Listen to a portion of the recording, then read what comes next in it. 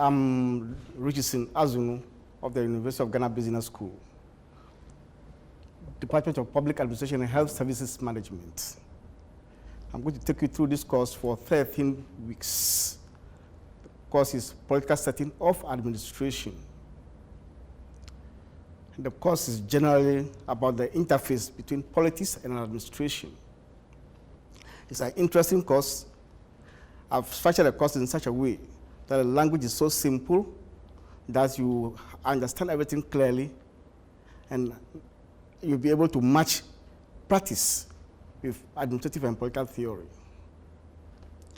For that matter, we are going to treat very wide topics like politics and administration.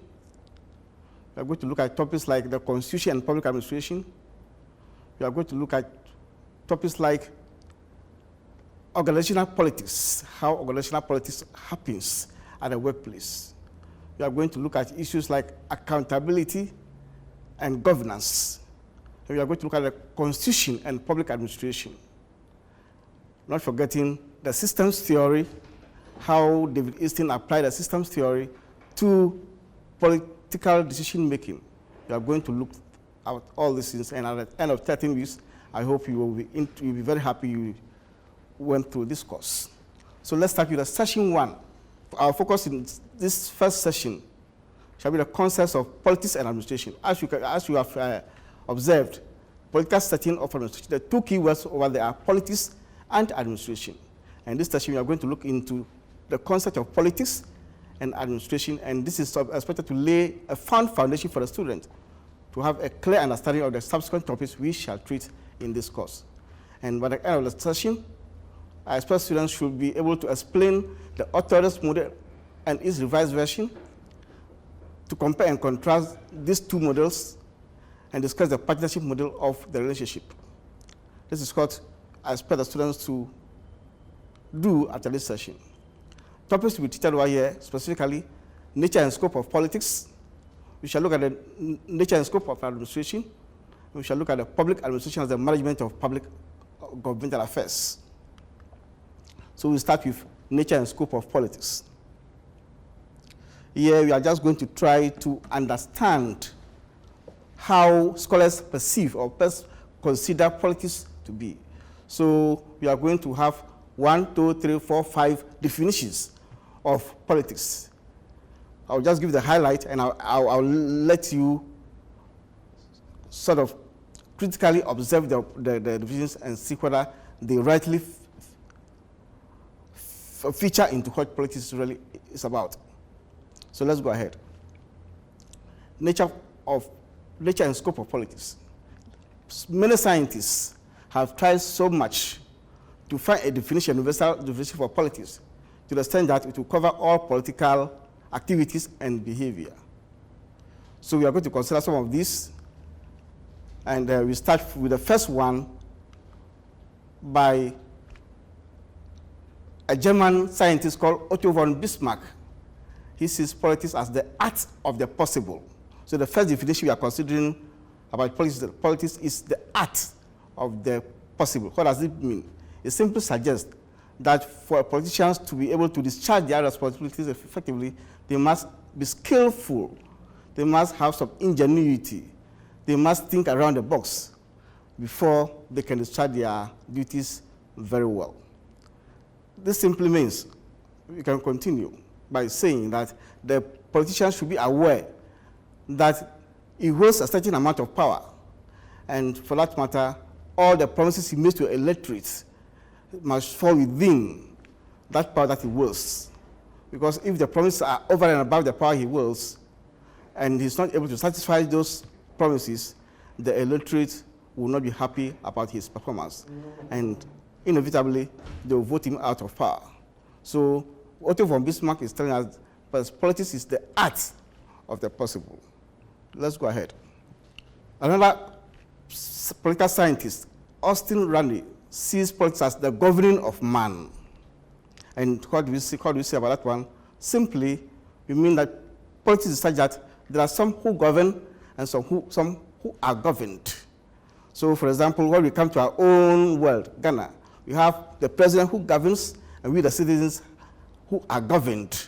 by the politician. So according to Austin Rani, politics simply means the governing of man. A very interesting definition about politics is, and it's a very popular one, is politics is the struggle for power. The struggle for power. And let's come home again, and we can all agree that not too long ago in Ghana, politicians were all over the place, crossing the country from north to south, selling themselves to the electorate to be voted into power. It happens that even some of them were qualified. They even went to court. All that they sought was to attain political power. So looking at it from that field, Robert Dahl defines politics as the struggle for power. Another scientist, political scientist, Harold Laswell, sees politics as who gets hot, when and how. Who gets hot, when and how. And in politics, especially in this part of this part of the world, Africa, this definition seems to fit into what happens in Africa. Politicians in Africa see their positions as being able to distribute resources to their constituents. So Harold Laswell observes that politics is about who gets hot, when and how. Another scientist, political scientist, David Easton, sees politics as the authoritative allocation of values. And as you can see, Easton also looks at politics as distributive in the eyes of distribution, where resources are distributed. That is what Easton also does. Now, there is a political scientist called Nolly. He took his time to analyze all these definitions and was able to find 1, 2, or 3 criticisms about all these definitions. So I will just talk about 2 of these. So let's start from the struggle for power. As I said, that was a very famous definition by Robert Dahl.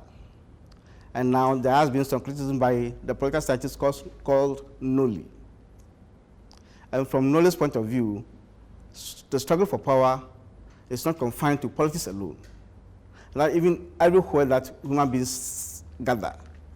We talk about churches, we talk of societies, we talk of clubs, we talk of everywhere people are gathered. There's struggle for power as to who should be the head of the organization, who should be the head of the institution. Even in the churches, there's struggle for power. So based on that, Nolly says that politics as the struggle for power does not adequately define politics. I leave that to you as students to go and think about it, whether the struggle for power fits into the definition of politics. Even in our own homes, between our parents, mothers, cousins, elder brothers and sisters, there's always been the struggle for power. So does that fit into the definition of politics? I left that one for you to decide. Let's again take who gets what, when, and how. Do we say it is only in politics that this question comes up? No.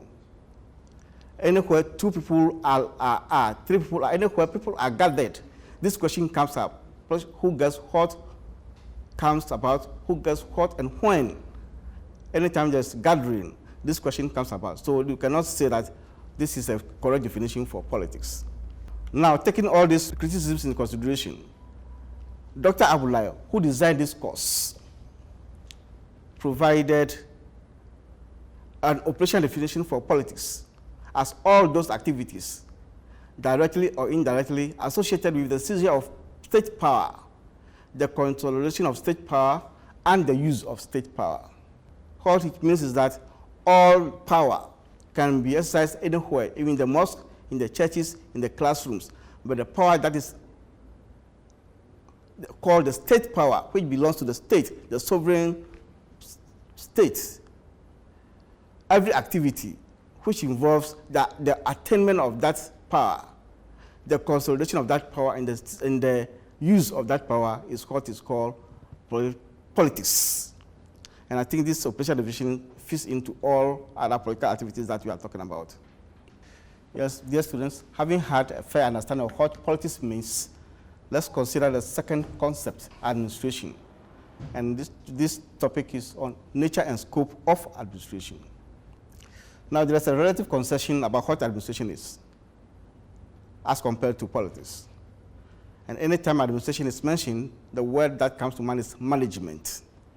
So we can consider administration as management of affairs, and in particular, public administration as management of governmental affairs. So administration normally involves functions such as directing, staffing, coordinating, reporting, and budgeting. In an acronym form, we call it POSCOP. And this happens in all organizations to keep them running. That is administration. We want to look at administration and politics. Now that we know what politics is, now that we have a clear understanding of administration, let's move on to administration and politics.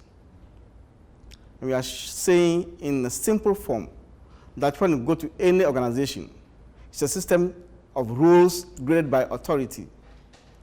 And every organization, we need policy makers and we need policy implementers. So organizations need policy makers and administrators who are the implementers. And policy is the political determination of what government should do, what Thomas Darby referred to as what government decides to do or not to do.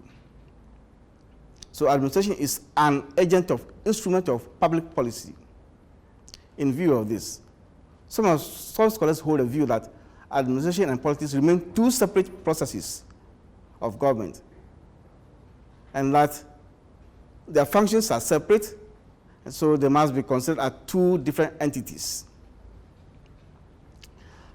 Others also hold a view that these disciplines are constantly merging, that it is not appropriate to put in a watertight demarcation between politics and administration. Back to your readers, you write a short commentary on your understanding of what politics is. You explain administration in your own words and list the administrative functions, administrative activities that you are familiar with in any organization of your choice. What that means is any organization that you choose, all the administrative functions that are performed over there, list them down on your own.